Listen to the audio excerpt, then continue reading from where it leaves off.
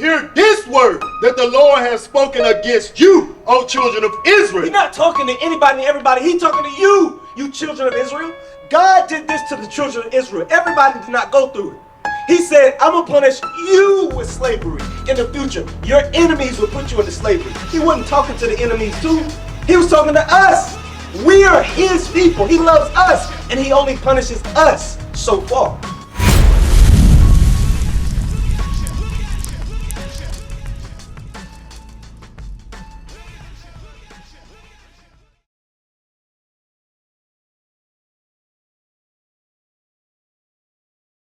The 1611 King James Version is what you have, right? So we're gonna read this verse right here, and I'm gonna ask you when this happened. Go to 68. Deuteronomy chapter 28 in verse 68.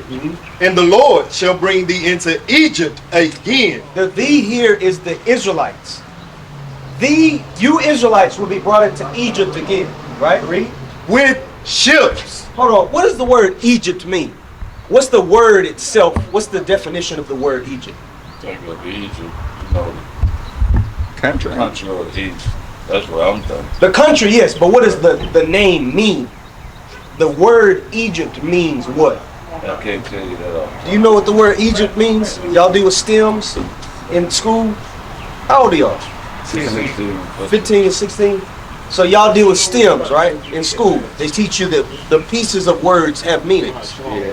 Like means not, con means together.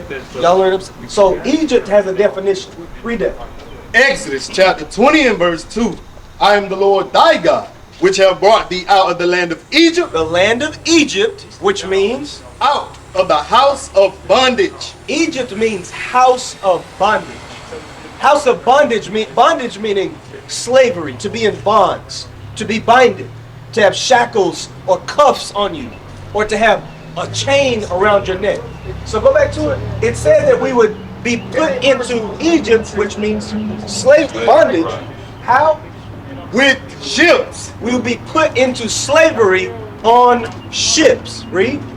By the way whereof I spake unto thee. By the means of transportation, by cargo ship that he's explaining. Read. Thou shalt see it no more again. You would not see this place in it. So we wouldn't be brought into the land of Egypt. We would be brought into the condition of Egypt. The word means slavery. We would be put into slavery on ships. Did that happen to our people? Did we go into slavery on slave ships as a people? Yeah. You think so? During the past 400 years, that's what it was, right? Right. So, and there ye shall be sold unto your enemies. Y'all ever been to a plantation? You ever been to a field trip on these your sons? Y'all ever been to a plantation? Y'all from South Carolina? So you know that there's numerous plantations around that you could go to. Museums they are now, but they still have the same slave houses standing. Same big houses, the master's house. Right. With the plantation, the field in front of it where we would have been picking cotton. Y'all have seen those in South Carolina, right? Anderson has one. Charleston has many of them. Most of the slave ships landed in the ports in Charleston, coming from the coast of Ghana, Cape Coast, the Gold Coast, the west coast of Africa, where they took us from. Read that again. And there ye shall be sold unto your enemies. When we get off of the ships that we were put into slavery on, we would be sold to our enemies. Our enemies sold us as property, as slaves. Right. To go to plantations, to work as a field animal. You're an animal. You don't get a name unless I name you. Your last name is now my name because you're not a human. You're less than a human. Right? This is God's people being what? This is a warning. God warned, go to 15. God warned us that we would be put into slavery. Why? Because we did something against it. What did we do against God? Let me see if you know. What did we do to God to make him angry enough at us to do this to us? Why did he become so upset at us that he allowed his enemies, our enemies, to take us and put us into slavery? Why did God let this happen? Why did God let this happen? Read. Deuteronomy chapter 28 and verse 15. But it shall come to pass, if thou wilt not hearken unto the voice of the Lord thy God. If we do not listen to the voice of God, to do what? To observe to do all his commandments. To do his what? The command. So we broke God's commandments. That's why he became angry at us. That's why he became so upset that he would allow enemies who look and act the opposite of us to put us into slavery. Right. That we would have to be their servants. That we would have to pick cotton in lands that they take us to on slave ships. That's what we're reading. Could that have been predicted by man? Mind you, this was written thousands of years ago. We're in Deuteronomy. Deuteronomy took place during Moses' time. Ramses II was alive during Moses' life. This is 1900 or 1800 BC. So we have what? A prophecy that God told Moses to give to us as a people. That we would go into slavery in the future if we do what? Break his commandments. Did that happen or not? I don't know. You don't know if slavery happened? I mean, slavery happened, but commandment, Well, the commandments happened because when we broke them, God put us into slavery like he said he would. He warned us beforehand. That's what's showing. You go to Amos 3:3. He warned us beforehand. He told us that we would go into these conditions of being in bonds, to be bought and sold, to be taken from our land and have names put on them. I'm not going to ask y'all last name, but I guarantee you it's probably a slave owner's. We didn't get to keep our own last name. We got European last name. Names of white people on our last name because they owned us on plantations where we had to pick cotton. Is that not what happened? Is that not facts? Is that not a history?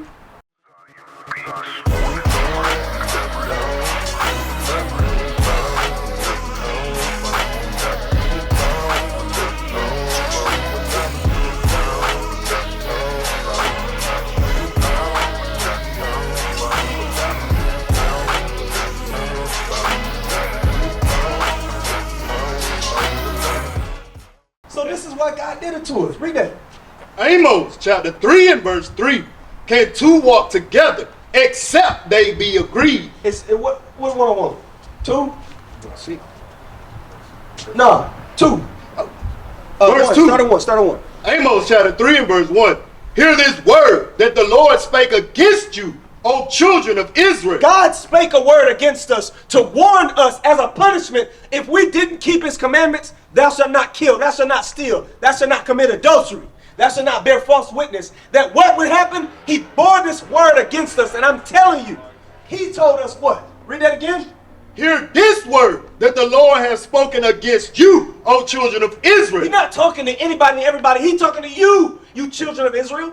God did this to the children of Israel. Everybody did not go through it. He said, I'm going to punish you with slavery in the future. Your enemies will put you into slavery. He wasn't talking to the enemies too.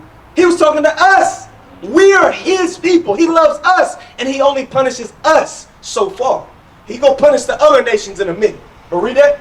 Against the whole family, which I brought up from the land of Egypt, saying. Hold on. It says that we are a family. The 12 tribes of Israel is a family. The 12 tribes of Israel is a race, a nationality. We have been done what? The curses of God, to be put into slave ships, to be brought into a land that is not our own, to be what? Slaves and servants.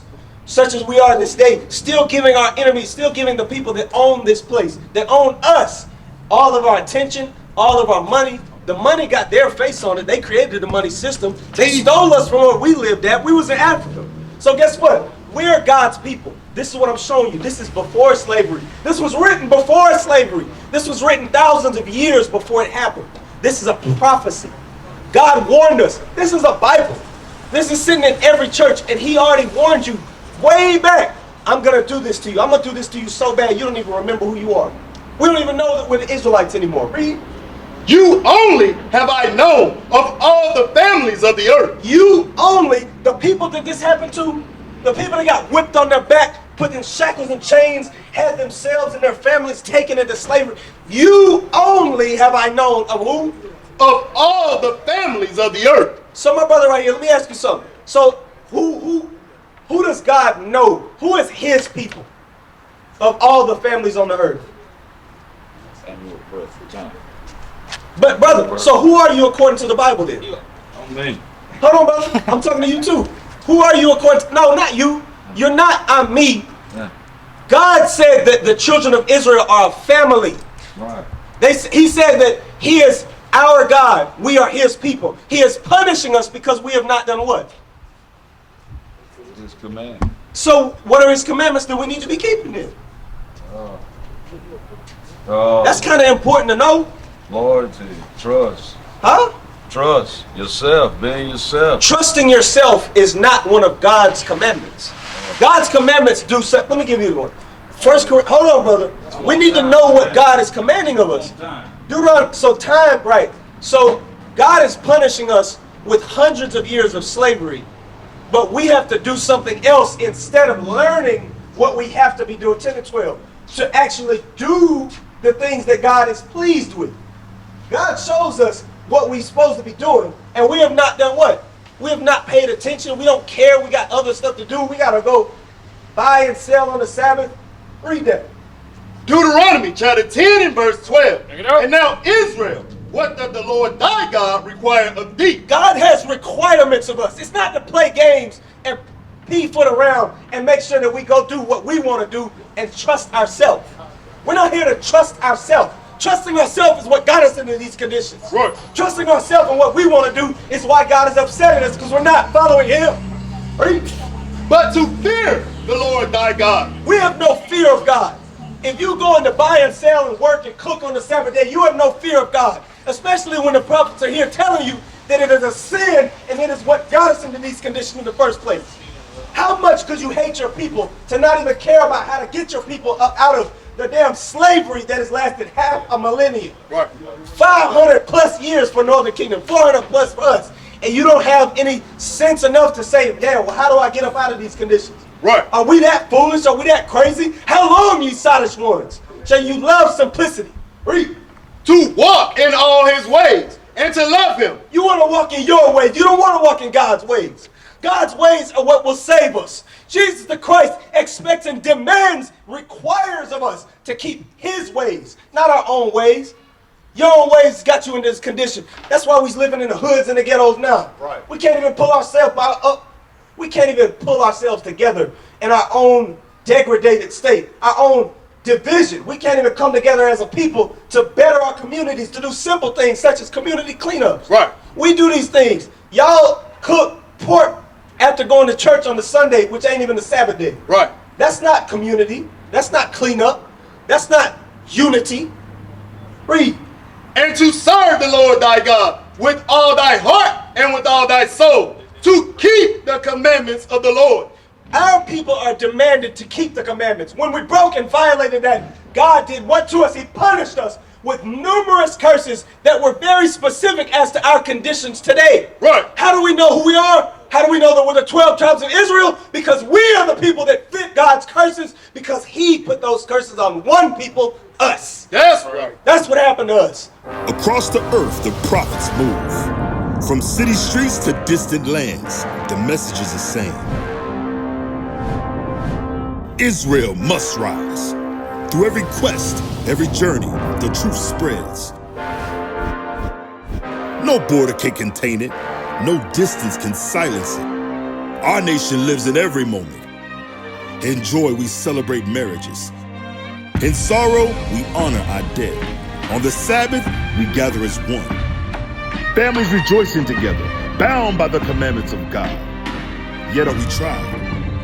From the stones in Kenya to the hatred in Montana, we endure as a soldier of the Lord. And still, the mission expands. On the airways, on the screens, in every nation under heaven, Israel's voice is heard. We build our communities. We raise our children in royalty. We restore what was broken.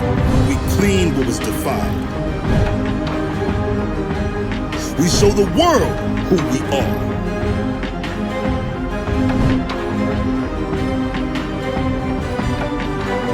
This is Israel united in Christ. Nation in motion. Nation endures.